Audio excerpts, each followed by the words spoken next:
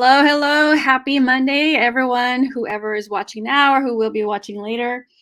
This is our Epic JEDI Project book discussion. My name is Leti Garza. I'm the owner of Epic Consulting, providing the space for these conversations. We're on our third season of these book discussions, and this time around we're doing Finding Latinx. In Search of the Voices Redefining Latino Identity by Paola Ramos. And as always, we have Mr. Richard McCrow joining me. Hi, everybody. Thank you for being here. Yeah, it's my pleasure and my education, so I appreciate it.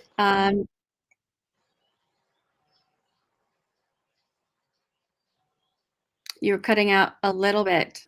I'm sorry. How about right now? Well, we're starting off great.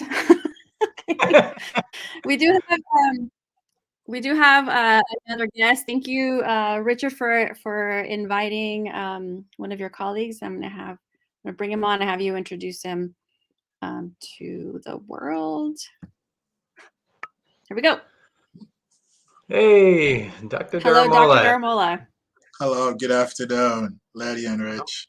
How are you? I just want to introduce to everybody a colleague of mine from Bakersfield College, Dr. Charles Daramola. He is our leader in our public health program and has been involved with setting it up and growing it, and also involved with helping our college get through the whole pandemic and giving us advice and anything else you want me to say, Charles?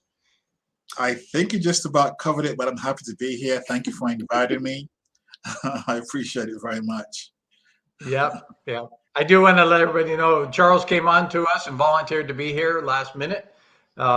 So just know that his graciousness, we really appreciate.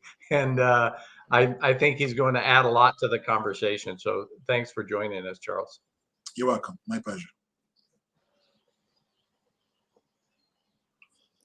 Okay, so this week's chapter, we're on chapter 3, and this week's chapter is just titled American.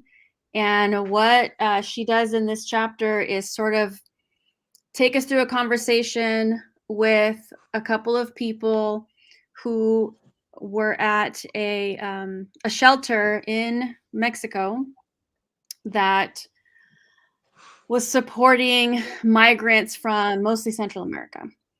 And so the question of what does it really mean to be American or feel American, if you're living in the United States,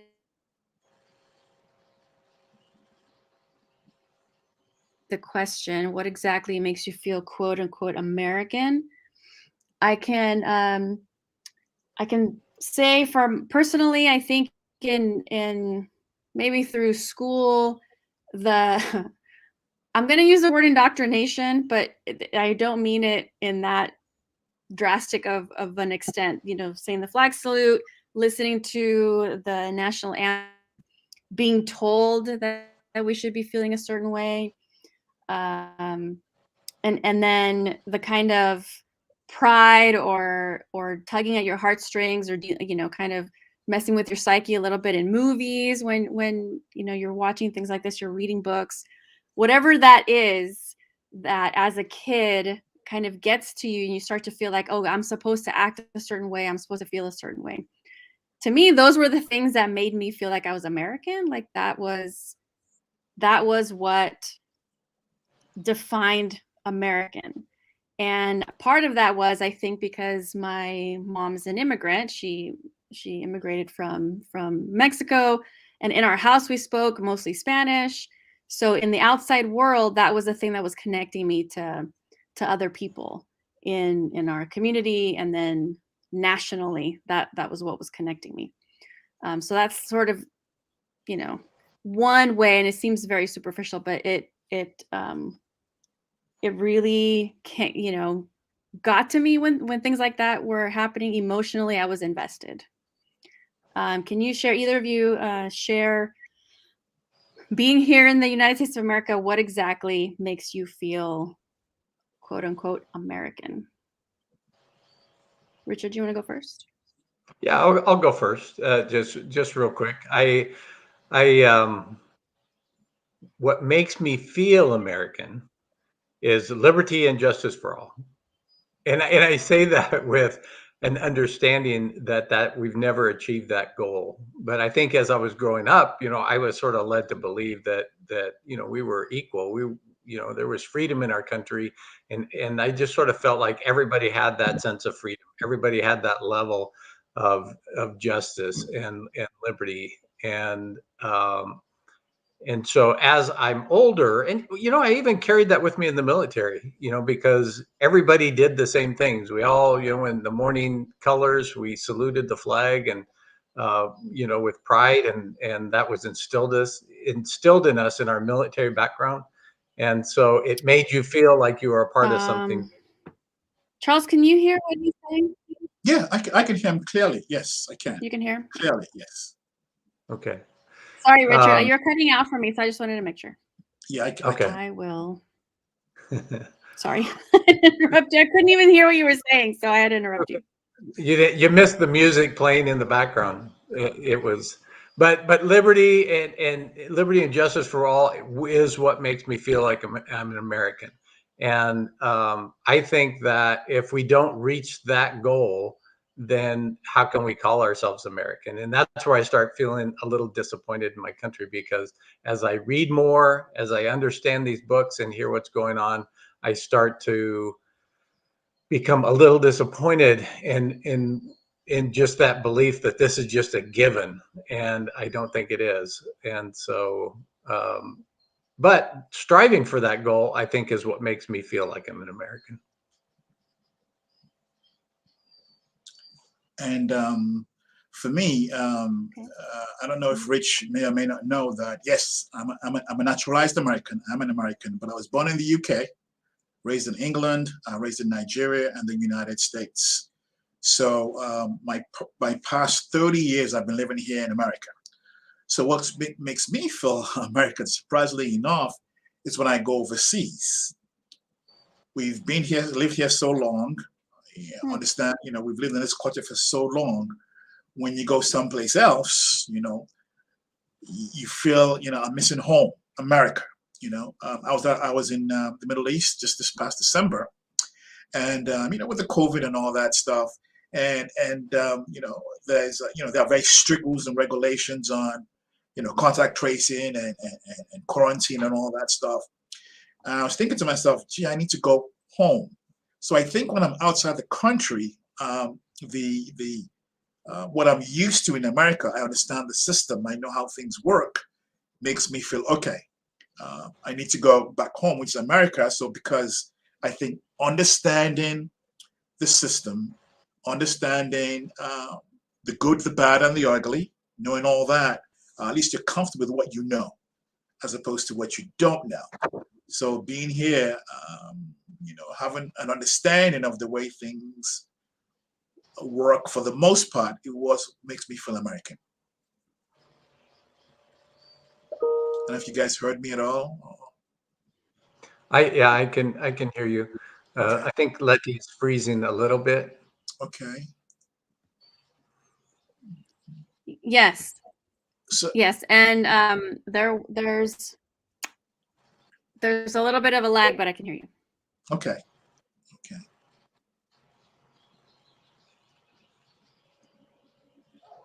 And I can I can keep I can repeat it just for the So. I think the lag is mine. I apologize. I don't know. I keep cutting out. This is awful. I apologize to everyone. I think it's me. I'm the problem. Should I repeat it? So whatever we're broadcasting. Sorry. Should I repeat what I said? No, I think it went out the broadcast okay, Charles. Okay. Yeah, it's just me.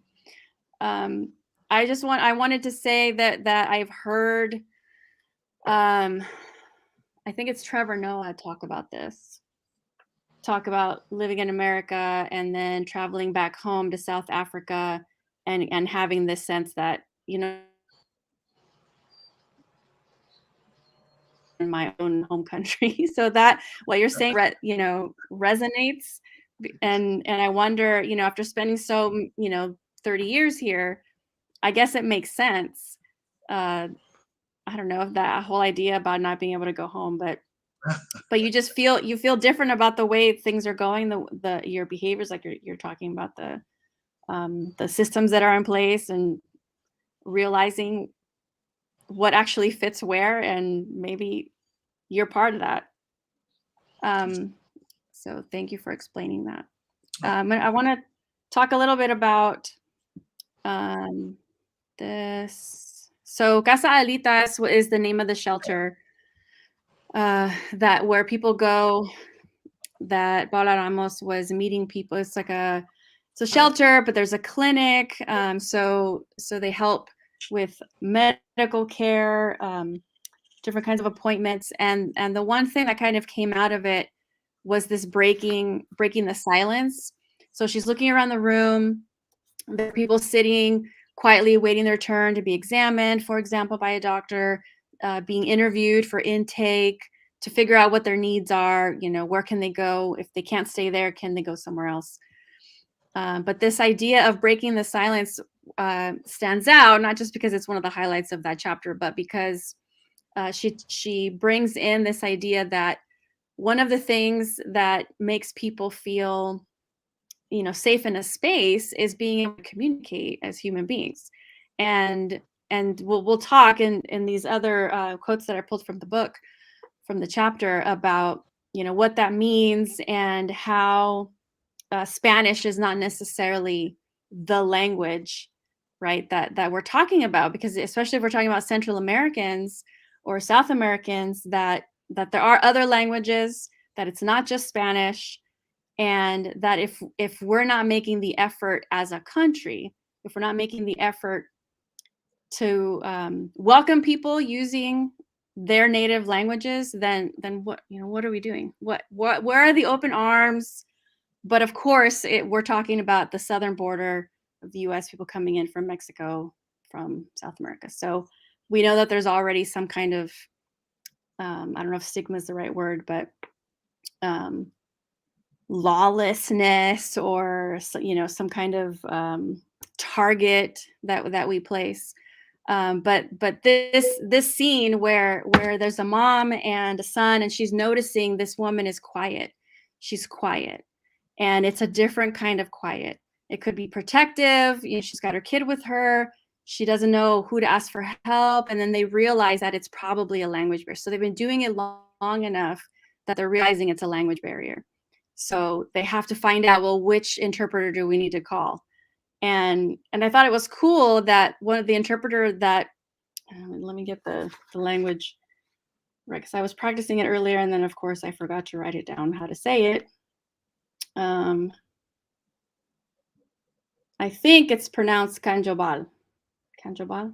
It's an indigenous Mayan language, and so they're from Guatemala, the mom and the son. And so there's an interpreter, but the interpreter lives in Illinois. Like how random is that? A Mayan language. That's the other thing that blew my mind. Like what? This is an ancient civilization. And so I'm having to, you know, kind of check myself and learn, right? Like the indigenous people, this is what they are. And if here in America, if indigenous people had been able to, you know, continue on with their lives and their tribes, we'd be speaking other languages. So, so this, I don't know, Richard, if you want to talk a little bit about, since you've read this part of the chapter, what that means to find an interpreter, and then just be able to figure out that they just did some health, that they needed to answer some health questions, and then figure out where they could go next. Yeah, I think that was that part of the chapter, and I know that Letty knows that the term intersectionality for me was something that was relatively new, that I didn't understand. I know the term, but I didn't quite understand what that meant. I think this chapter, if you want to know about intersectionality, how different things and different people and different folks from different backgrounds come together and they don't even understand each other. But outsiders looking in are saying, well, they're all Spanish speaking, right? And that's just not true. And the one term they used was called the ICE stamp, ICE stamp for ICE, where they remove all shoelaces and all strings from clothing so that nobody can hurt themselves. But they said that they can tell that somebody's come through recently came through across the border and got apprehended by ICE because they don't have shoelaces. And that's called the ICE stamp. So they can quickly look around and make that determination. And so this mother and son who don't speak Spanish, come through, and they're sort of stuck. Like, they get into the clinic, don't know exactly what to do. So they go sit in a corner, and the clinic manager has to go in there constantly and check out what is going on and look and observe to sort of break down what is it that's going on in this clinic, and looking for people like this mom and her son. And then when they realized she didn't even speak Spanish, then they had to get an interpreter, and they ended up calling an interpreter in Illinois to communicate over the phone back and forth to try and make sure that health reasons, that mom and son were doing okay. And then they actually did, ICE did a good job of getting them connected locally with family and getting them up. But I was sort of surprised how they look at indigenous people that, the lineage goes back on this continent forever, for as long as we can record, as sort of the other people and not the first on this continent, and not respecting that right of being first here. So yeah, it was fascinating. And then the other is, that there's always been this fight from the indigenous folks to fight and preserve the freedom that has been taken from them. And the irony in that, in our country professes freedom, but we took so much freedom away from so many people, and including indigenous people here on this continent. Letty, are you still there? Okay, it's just you and I, Charles. Okay. And there have been people who have been Yes, here. I'm here, but I turned off my camera in case that's going to help me.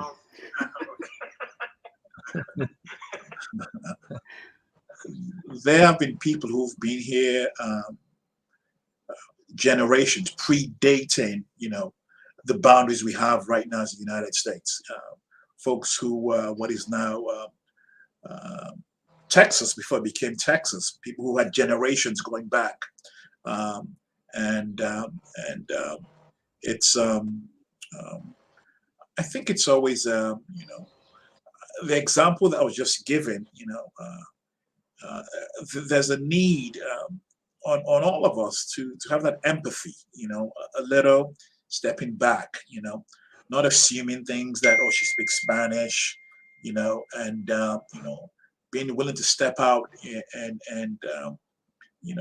have empathy for somebody else. What are they going through?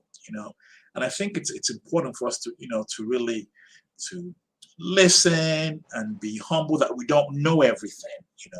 We don't know that lady. Therefore, let's not make the assumption that she's that. We don't know her history, and I think that's goes on line of cultural competence and cultural humility. The need to be humble when you don't know, and be willing to reach out to somebody else who has a it's coming from a different thought process. And I think this particular example, though it took a while, I think being able to reach out to the lady and the son, find an interpreter, shows that it is possible. We have possibilities of doing good things when we put our mind and our soul to it. Yeah. I often think about, even up to that point, that the coming from Honduras. So yeah, you got to think, how did this mom and her child get there? And they talked a little bit about, that the almost being forced to leave, not by choice, but to say, okay, we're leaving. Where are we going? And then looking to come to the United States, and then moving the travel that they both went through with basically they had the clothes on their back. And then I don't know why it bothers me so much, but just thinking about removing the shoestrings, that like it just sits wrong with me. Like, so, floppy shoes with no shoestrings and made even more difficult, and just sitting there wondering, why did they take her? Why are they taking off these things? Because at no point, because it took a lot of work to find an interpreter, at no point did anybody say, we're taking these for your own safety because, and explain the situation. So that opportunity never presented itself. And it literally blew my mind to think of the myriad of languages that come across our southern border, and to think that not all are speaking Spanish. Maybe the majority. I mean, I don't know the answer, but maybe the majority do speak Spanish. But that it just seems like if a lot of folks are coming from Honduras and further south, that it could be a real challenge, and that if not for, I forget the guy's name. Was it Brent Letty?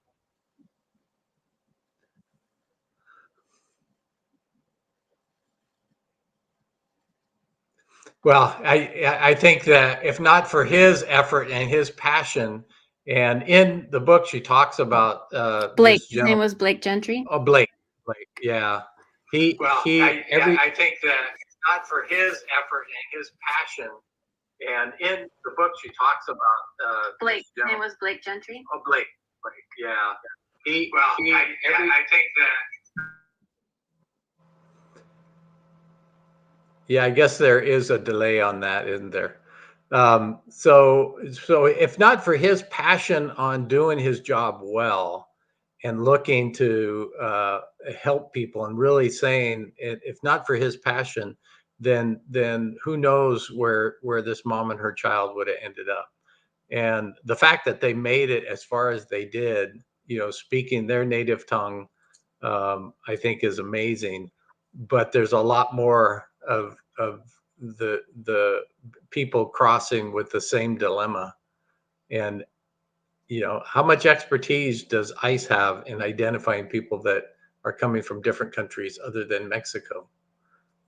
It all seems to be focused, in the first assumption, or the first bias is, oh, everybody's Mexican. And then the second bias is, well, everybody speaks Spanish. And that when you mentioned the shoelaces, and you already mentioned the shoelaces, I'd not heard of that before. But do we take off shoelaces if you're coming from the northern borders? Do we do the same thing? No, I don't think so. So not that I don't know, but I'll bet probably, if you're coming from our northern borders or from different parts, they don't take off your shoelaces. So I wonder if it's more than that. They say it's for this, but maybe it's a way of, unfortunately, identifying somebody without actually labeling, but find a way to identify. Because I think other parts of, if you're coming from Canada, they're not taking off your shoelaces that I know of. Right. So I wonder. Right. Yeah, I wonder. Yeah, and the fact that the author called it the ICE stamp means that it's a way of identifying. So take their shoestrings, and that's how we'll know, kind of thing. So you have to wonder. You're right, Charles. That's a good point.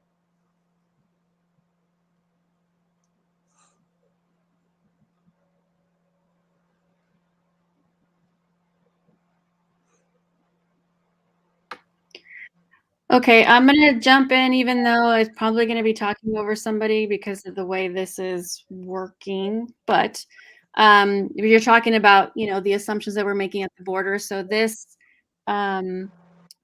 quote that I pulled: the appalling effect of the American illusion we live in, our instinct is to discard the dark-skinned as intruders, the unknown languages as foreign, and the immigrants as visitors. that implies you're not staying. It implies we don't have to learn a language, we don't have to be accommodating, right? This is sort of like the point that Charles is making about the northern border a little bit. And then I'm going to call attention to this fact that when we say American, we have to remember that the intrinsic bravery the word carries in it dates back not to those white revolutionary men who declared independence in the 18th century, but to those brown revolutionary people who fought to preserve their stolen freedom.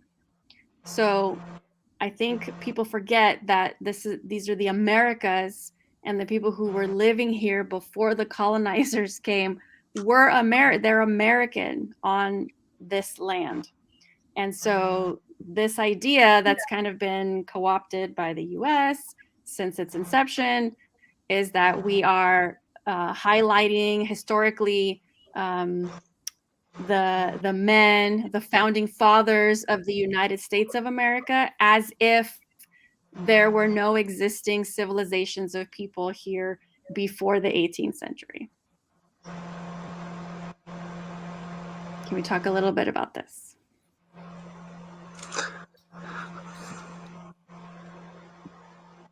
I think when we talk at the beginning on what's it mean to be American, and then I sit back and listen, as I grew up, the things that I was taught involved the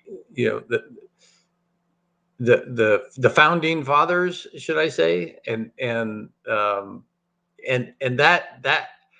that's the part where it's like the founding fathers brought freedom to a place that was even more free than what we thought we were bringing in. And Charles and I have talked about work, like, ownership of things. I tend to, understand people owning things a lot better than the idea that people only own things because they took it away from somebody else, and as part of their wealth, they now have things that belong to other people, even going back before the 18th century, and to truly try to understand that concept.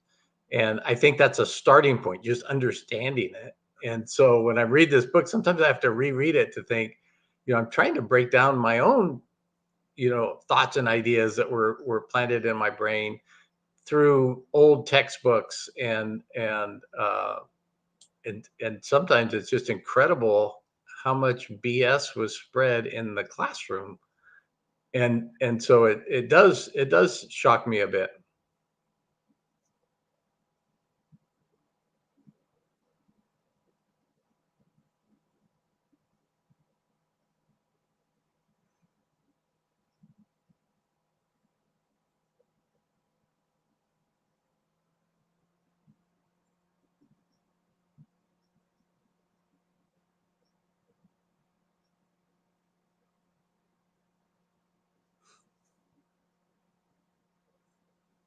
I think you're on mute, Letty.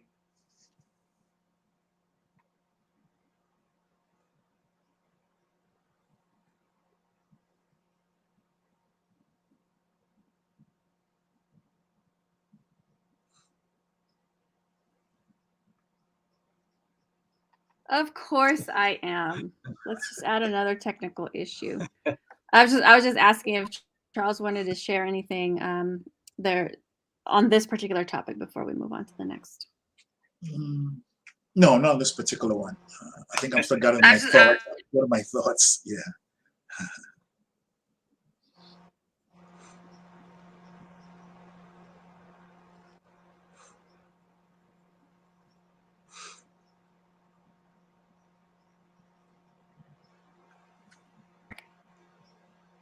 Okay, so this next part, I think, Richard, you were kind of hitting on this from what I could hear a little bit earlier. Americans are so used to the image of migrants and asylum seekers at the U.S.-Mexican border as Spanish-speaking immigrants that when another reality hits, it can be startling and unrecognizable. the images or the stories that we hear in the news, what we see in newspapers, the conversations that people have in communities, maybe politically because of where they stand, or in terms of how they feel about America having open borders, or allowing more people in than me. I don't even think that anybody really understands the process or what that means and what they're mad about, right? But I think that in terms of the bigger reality, the idea that there are so many different people that are seeking asylum, that the idea is, oh, it's people from Latin American descent who are trying to cross the border. That's the invasion, is all these Spanish speaking people, which is one way of looking at it. But then when you really think about what the reality is, it's all these different languages from all these different, not even just countries, because, even within Mexico, you've got indigenous speaking people still. The mom, she wasn't from Honduras, she was from Guatemala. So the mom and the son coming, and like I said, like Mayan, speaking a Mayan language. And then she's highlighting this because of the family she met at the shelter, that more than 90% of the most recent migrants are coming from Guatemala. Violence, poverty, whatever the reasons are. And then at least 50% of the population in Guatemala is indigenous, and the majority of those are of Mayan descent. And how are we not impressed by this? How are we not looking at who it is that is trying to come here? Why are we not being more understanding? Why aren't we being more amazed at the journey? That gets me every single time. It's like confusing to me.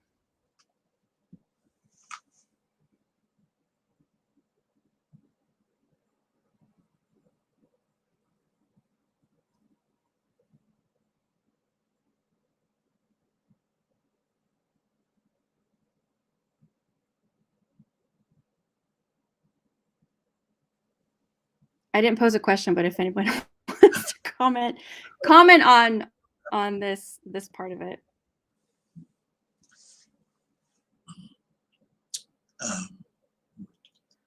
I think Rich might be. I mean, I could add some things to that.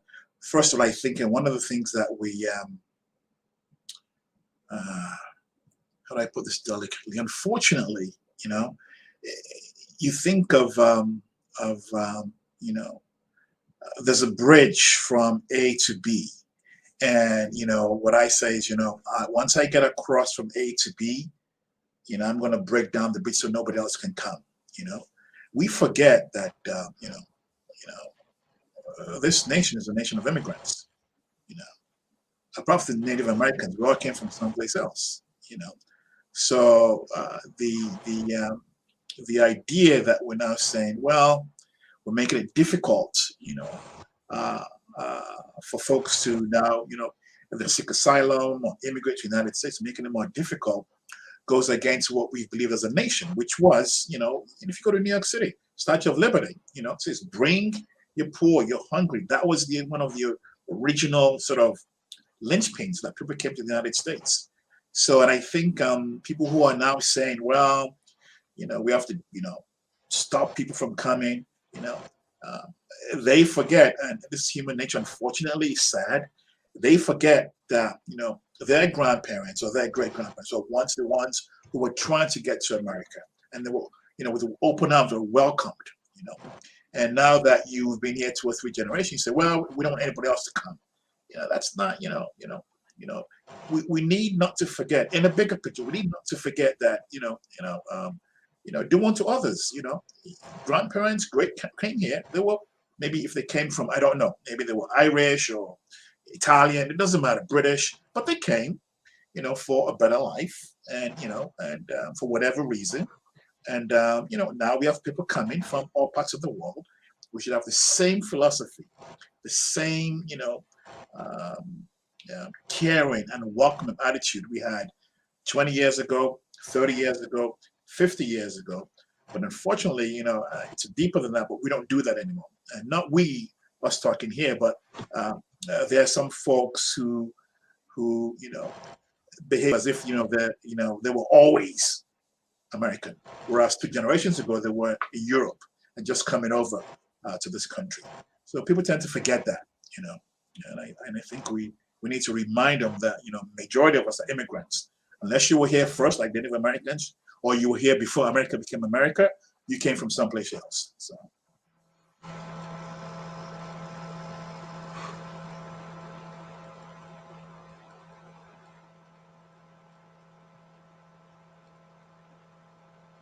You were here first, like Native Americans, or you were here before America became America, you came from someplace else. Yeah, I think that's always a point that we try to make, that there's some like revisionist history happening as if there just weren't any people here and there was no, even when we bring this up every conversation I feel like that we've had over the last, 15 months, we always go back to people don't want to talk about slavery anymore. They don't want to talk about, they definitely don't want to talk about conquistadores, because they're like, they weren't even in America, like the United States. Like, what does that even mean? Why do we have to study the Aztecs and the Mayans? That has nothing to do with us. And it's so far removed, like Egypt, right? The cradle of humanity or whatever. It's civilization. They don't connect to it. But then we say, no, you want to talk about some ancestry, during your day, and then working in these, in these different parts of the world where these are indigenous people. These are people who are connected in their DNA, with ancient civilization, and you're here because your grandpa came from some country, have a small bit more special, so different than, I guess. So it's just, I don't know. I feel like that whole idea of manifest destiny just like has trickled through, and it's like that's all that mattered. It's all that mattered, and we just have to keep teaching that because USA and America first and all that stuff. But it causes a problem with when we try to take care of other human beings. And so like that basic idea of being able to communicate basic needs, when she brought this, the Border Patrol never uses an interpreter of indigenous languages. And if these things are available to nonprofits all across the border, where they're helping people, in the U.S. and also in Mexico, then why aren't we making that effort, right? We're really just saying this is a criminal enterprise and we're not going to participate in any kind of humanitarian effort, so that the Border Patrol who arrests these people doesn't even have to get an interpreter. They have no rights. This is not about humanity. This is just this line we drew in the sand and you crossed it. So now you have to pay a price. This was really surprising to me. Maybe it shouldn't have been. I don't know. Richard, when you came across this, did you have were you shocked? I think, for as much as we do inside our borders, be it at a hospital or some other place where people have to come and get services, that we go out of our way to look for interpreters and identify interpreters, and we carry lists of interpreters, that the Border Patrol doesn't use interpreters. And maybe some Border Patrol agents speak Spanish, but that's not necessarily the interpreter that we need. And so it blows my mind. I try to put myself in a management role. Like if I was ICE and I like, that would be some of the first things I would want to talk about is, as people come across from all kinds of different nations, and how do we welcome them? Do we, first is trying to understand what it is they've been through, where they're going, and what it is. who knows? They may be being run down by some coyote and they need assistance right away. Where are the interpreters to help us identify, that kind of tragedy, or even bigger in the case of this mom and her son, how far they had to walk, and understanding that she was ill because she was dehydrated and they needed to get fluids in her. And if she hadn't been able to communicate that, she would have just passed out and possibly died. And that's what I think that when Blake was talking about and when he cried, it was like knowing that people are on the edge of death. You're not dealing with something that's just, you shouldn't be cavalier, which we are as a country. Like, this is happening at the border every single day, and people are coming across very similar to this mom and her child, and we're extremely cavalier about it. And that's just, and it's shameful and it's embarrassing.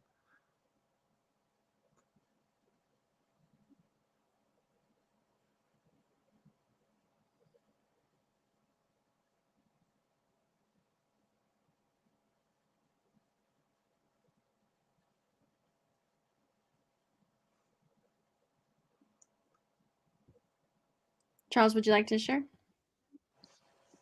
Comment?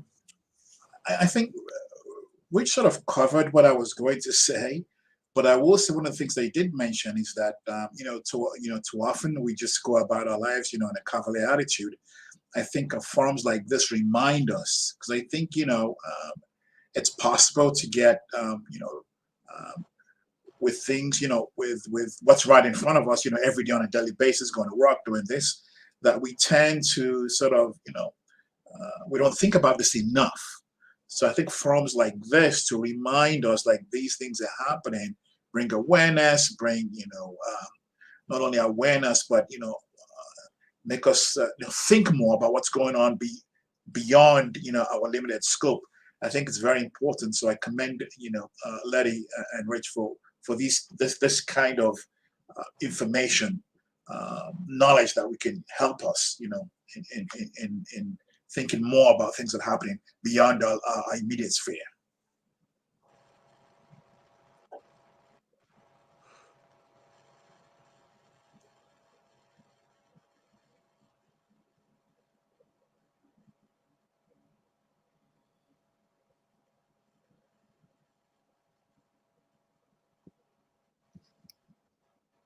Yeah, thank you for that. I try, we're trying, we just try. It's important that we read them, we discuss them, we can use them to kind of guide some of those conversations. So it's absolutely important. And then this, I think Richard mentioned something earlier about like intersectionality. And so this, at the end of the chapter, this idea of the intertwined fights, a win for women is a win for Mayans, for trans Latinas, for the LGBTQ community, for Afro Latinas, for undocumented families, and for all our abuelas, all of our grandmas, as we, look at all of the different ways that people were impacted just in that shelter that she visited, and then what the importance is of that across the border, from California all the way across the however many miles that is. Think about and talk about what can, and it's doing that no matter how uncomfortable it makes us. And like Charles, you had said earlier about, you want to say something delicately so people can hear you maybe. And then sometimes you get to the point where you just have to say the thing because it's the truth. And it doesn't matter how upset people get.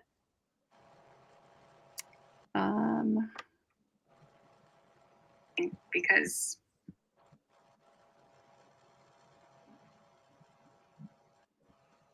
okay, is there any comment you'd like to add on this last little bit about, the intertwined fights?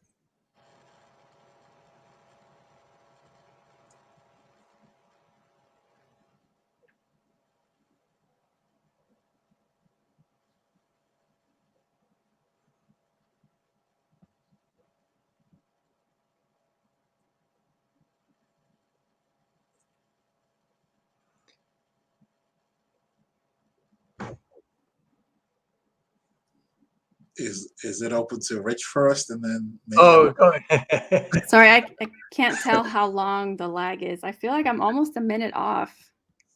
Sorry about that.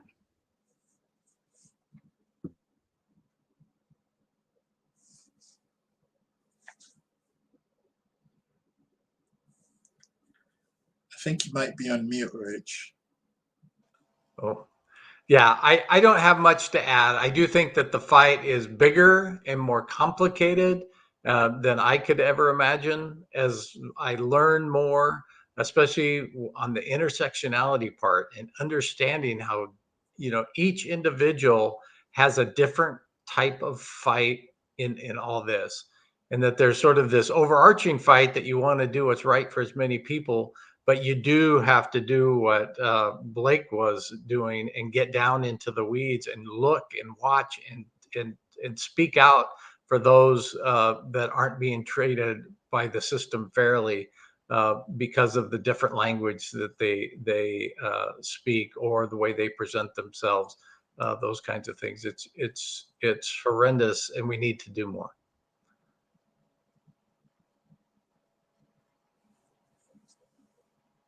And if I can just add, just very briefly, what I said, I think before we came on or after we came on, that this is a fight for anybody who's ever been made to feel less than or unequal to, because we can all share our stories.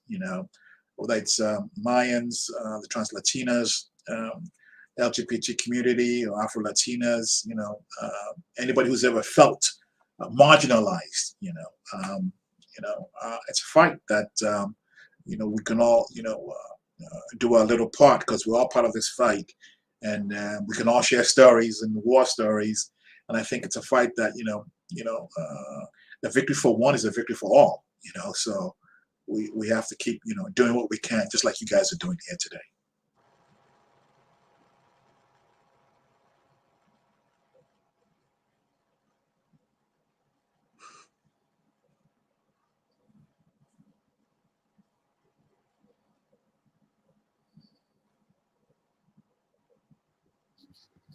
Yes, thank you.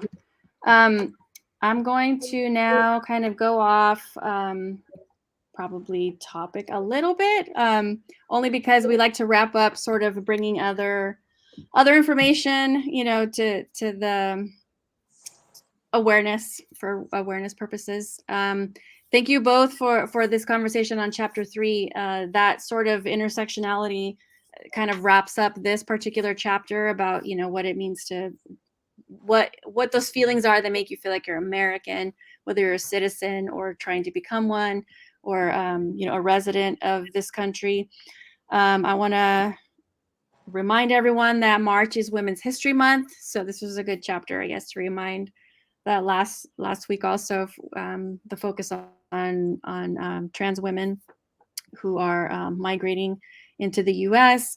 Obviously, this is the whole book is about the different identities and how they intersect and the impact on immigration status when it comes to that identity. And then also we're going to talk a little bit more in the other chapters about what that means for people who already live here and have a life here. And of course, a lot of them are women. That's who she was. A lot of the interviews are with women and families.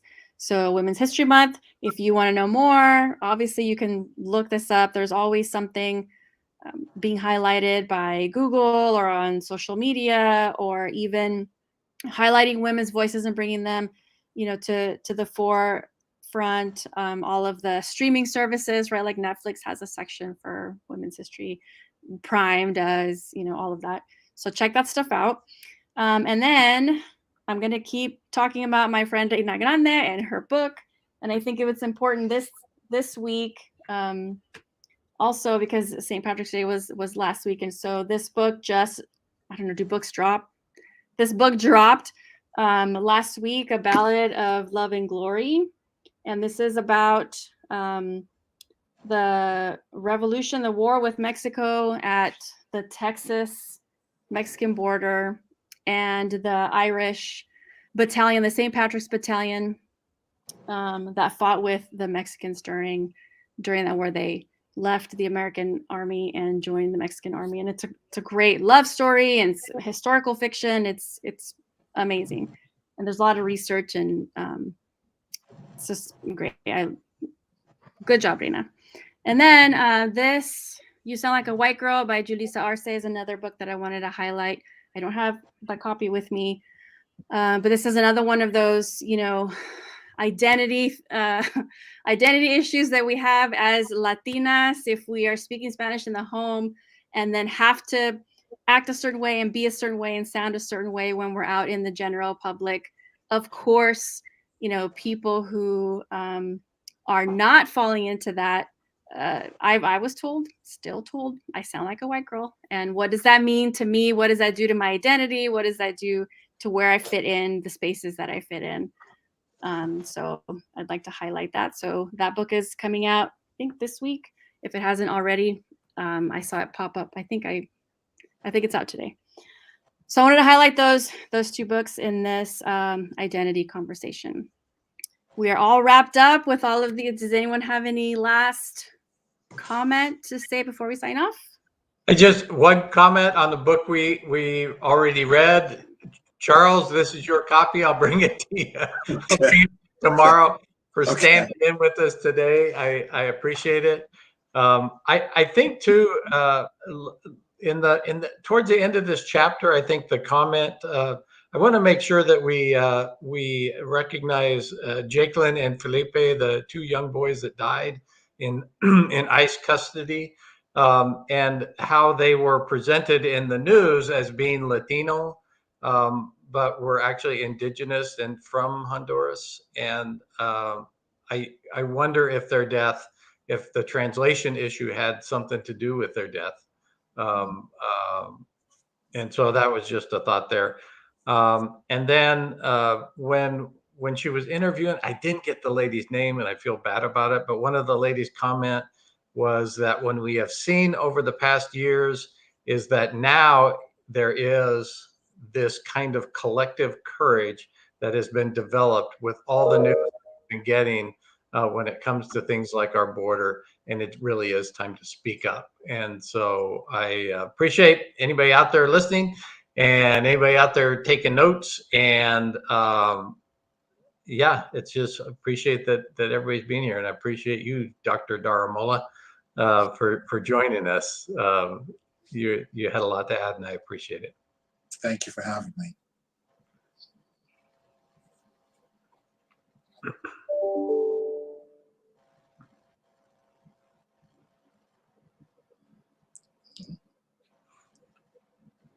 Okay. Thank you so much. Dr. Daramola, you're welcome to come back whenever. Richard, I will see you next week, and good night, everyone. Thank you. Good night. Okay.